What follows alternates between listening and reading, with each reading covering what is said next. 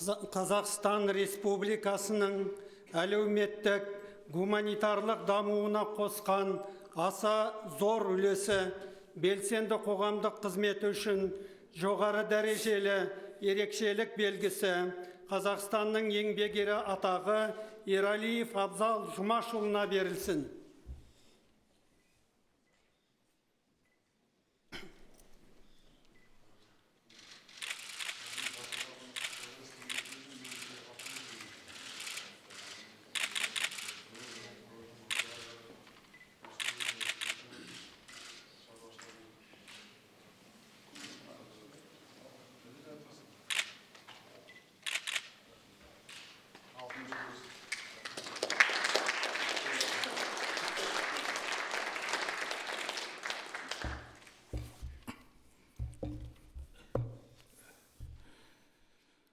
Аса қадірлі елбасы Нұрсұлтан Әбішұлы, біріншіден сізді, тәуелсіз еліміздің туын көтерген тұңғыш президентімізді, ата-бабаның аманаты қазақ жерінің шекарасын бекіткен, Сарыарқаның төсінде мақтанышымыз, жүрегіміз, астанамыз салып берген, қазақ халқын көп ұлтты елімізге ұйытқы жасаған сізді тәуелсіздік күнімен құттықтауға рұқсат етіңіз.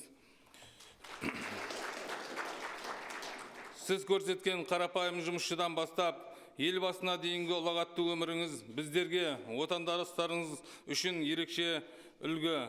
Сізге еріп, жаңалыққа талпындық.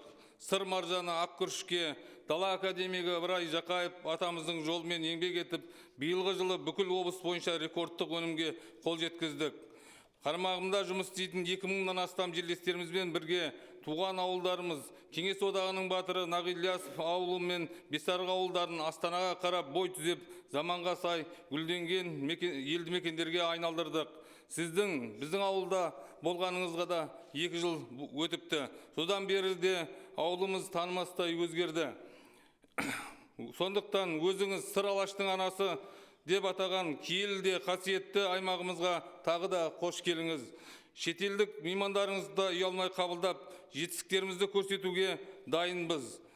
Аса қадірлі елбасы, бүгінгі менің еңбегіме беріп жатқанына бағаңыз сыр еліне, сыр диқандарына еңбегіне беріп жатқан бағаңыз деп түсінемін. Сондықтан біз адал еңбегімізбен, ақ ниетімізбен сеніміңізді ақтаймыз деп уәде беремін. Бүгінгі күннің ерекше қуанышы үшін, отанымыздың ең жоғарғы наградасы үшін сізге мыңда бір рахмет.